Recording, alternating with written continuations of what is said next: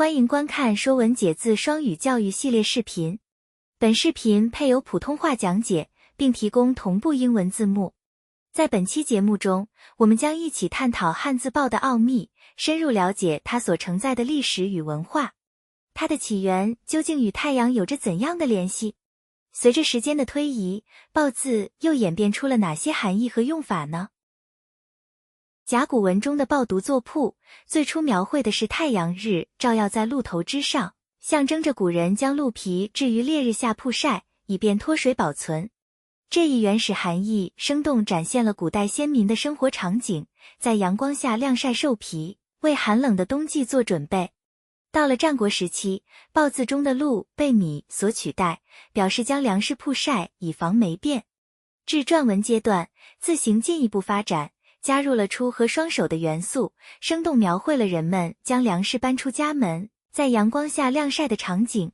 这一演变不仅体现了汉字由象形到会意的发展规律，更反映了农业文明的兴起以及人们对粮食储存的重视。进入楷书时期，篆文中的米演变为水，使报字逐渐脱离了曝晒的本意。后来，人们另造了加了日字旁的报字来专指曝晒之意，从而进一步丰富了汉字的表达体系。报字最初的本意是用烈日曝晒以便长期保存，成语一曝十寒中的曝便是这个意思。如今，人们多写作日字旁的曝来表达一曝十寒。其原意是指，即使是最容易生长的植物，若只晒一天、冻10天，也无法茁壮成长。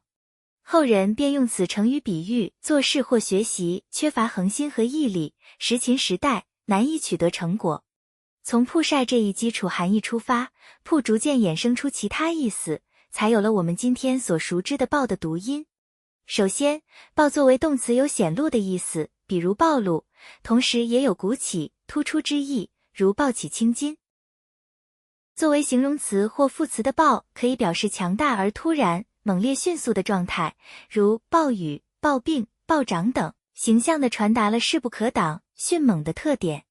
例如，暴饮暴食指的是在短时间内过量、急速的饮酒和进食，通常不顾身体的负担和健康。而暴发户则用来形容那些通过非常手段迅速积累财富的人，他们往往没有经历长期的努力或积累，而是快速致富。在情绪方面，暴字也延伸出了急躁、易怒的含义，如脾气暴躁、暴跳如雷，多用于形容性格火爆、情绪激烈。此外，暴字还有凶恶残酷之意，常见于暴政、暴君等词，指残暴无道的统治。暴字除了常见的含义外，还有一个较为冷门的意思，徒手搏斗。成语抱虎平和便源于此，意思是空手打虎、徒步涉河，比喻有勇无谋、鲁莽行事。这里的抱是左右结构的抱的通假字。从甲骨文和金文中还能看得出一人持戈与猛虎搏斗的场景。在古代狩猎中，人们通常站在马车上以长矛刺杀猎物，而徒步搏虎则是一种极其危险的行为。早期的古文字表明，抱虎最初应指徒步搏虎，后来才逐渐演变为徒手搏虎。此外，抱还有糟蹋、损害之意。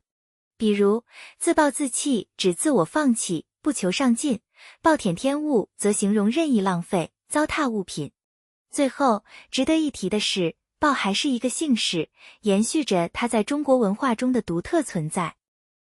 当我们看到今天的报字时，不妨想象一下古代先民在烈日下劳作的情景，感受他们对自然的敬畏之心，体会这一字形在历史长河中所承载的文化意蕴与时代变迁。如果你喜欢以上内容，请记得帮我们点赞。欢迎订阅我们的频道，以观看更多的优质双语教育内容。